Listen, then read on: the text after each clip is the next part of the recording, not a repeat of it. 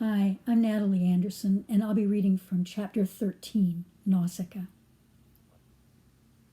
Sissy Caffrey whistled, imitating the boys in the football field to show what a great person she was, and then she cried, "Gertie, Gertie, we're going! Come on, we can see from farther up." Gertie had an idea, one of Love's little ruses. She slipped a hand into her kerchief pocket and took out the wadding and waved in reply, of course without letting him, and then slipped it back. "Wonder if he's too far to—" She rose. Was it goodbye? No. She had to go, but they would meet again, there, and she would dream of that, till then, tomorrow, of her dream of yester-eve. She drew herself up to her full height. Their souls met in a last lingering glance, and the eyes that reached her heart, full of a strange shining, hung enraptured on her sweet flower-like face.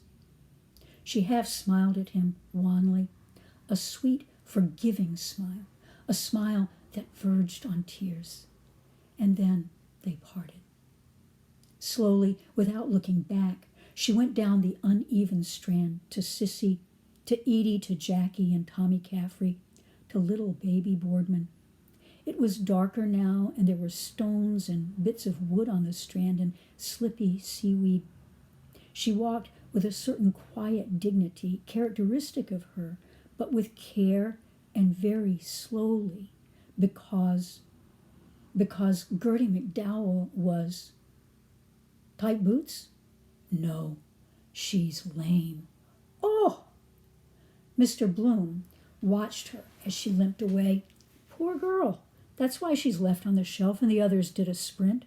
Thought something was wrong by the cut of her jib. Jilted beauty. A defect is 10 times worse in a woman, but makes them polite. Glad I didn't know it when she was on show. Hot little devil all the same. I wouldn't mind. Curiosity. Like a nun or a negress or a girl with glasses. That squinty one is delicate. Near her monthlies, I expect, makes them feel ticklish. I have such a bad headache today. Oh, where'd I put the letter? Yes, all right. All kinds of crazy longings. Licking pennies, girl in Tranquilla convent, that nun told me liked to smell rock oil. Virgins go mad in the end, I suppose. Sister? How many women in Dublin have it today? Martha, she, something in the air. That's the moon. But then why don't all women menstruate at the same time with the same moon, I mean? Depends on the time they were born, I suppose, or all start scratched, then get out of step. Sometimes Molly and Millie together. Anyhow, I got the best of that. Damn glad I didn't do it in the bath this morning over her silly "I will punish you" letter. Made up for that tram driver this morning, that gouger McCoy, stopping me to say nothing, and his wife, engagement in the country, valise, voice like a pickaxe. Thankful for small mercies. Cheap, too. Yours for the asking, because they want it themselves, their natural craving. Shoals of them every evening poured out of offices. Reserve, better. Don't want it, they throw it at you. Catch 'em alive, oh.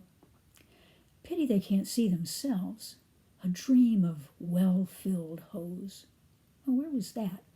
Ah, yes, Mutoscope Pictures in Capel Street, for men only. Peeping Tom, Willie's hat and what the girls did with it.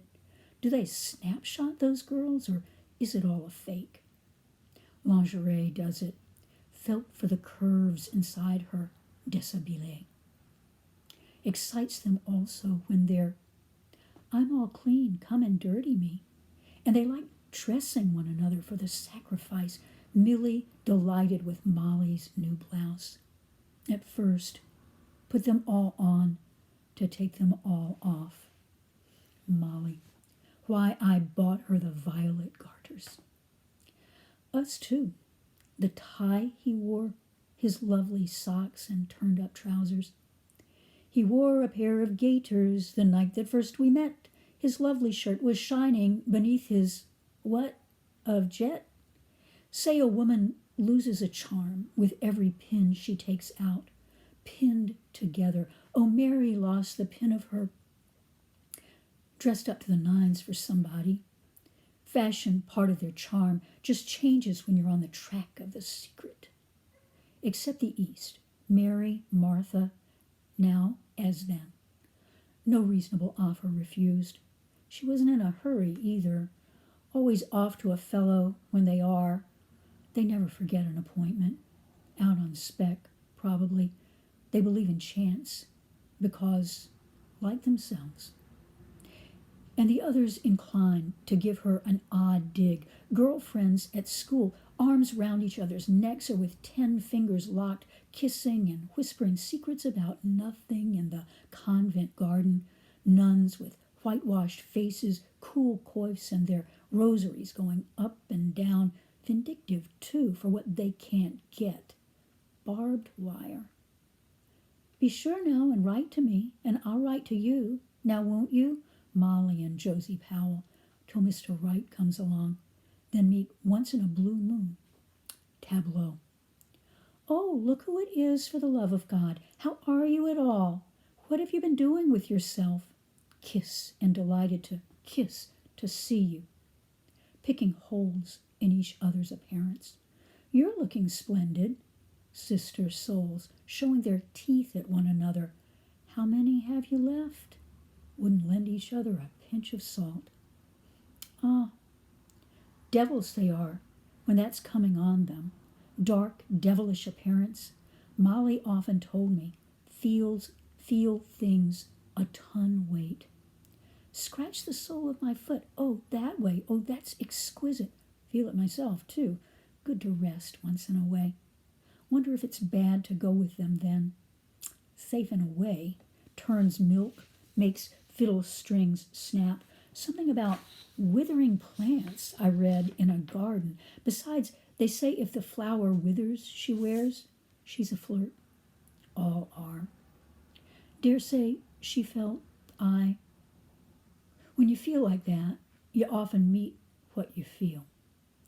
Liked me or what? Dress they look at. Always know a fellow courting. Collars and cuffs. Well, cocks and lions do the same, and stags.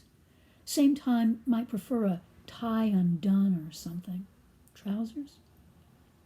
Suppose I, when I was, no, gently does it.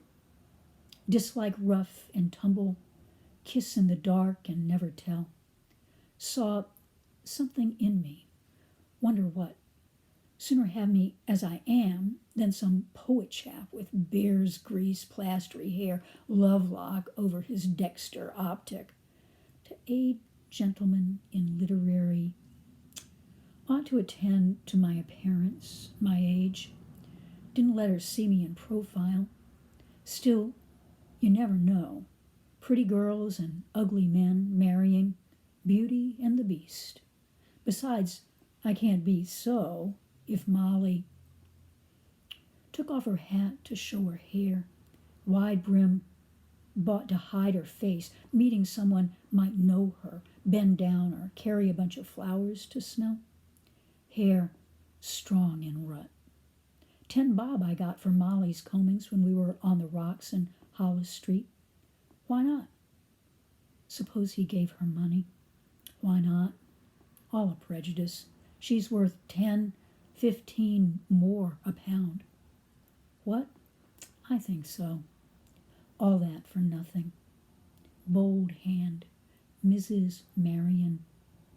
Did I forget to write address on that letter like the postcard I sent to Flynn? And the day I went to Drimmy's without a necktie. Wrangle with Molly it was, put me off. No, I remember. Richie Golding. He's another. Weighs on his mind. Funny, my watch stopped at 4:30. Dust. Shark liver oil they used to clean. Could do it myself. Save. Was that just when she... Oh, he did. Into her. She did. done. So happy Bloomsday, everyone. Happy virtual Bloomsday. Happy perpetual Bloomsday from the Rosenbach Museum and Library.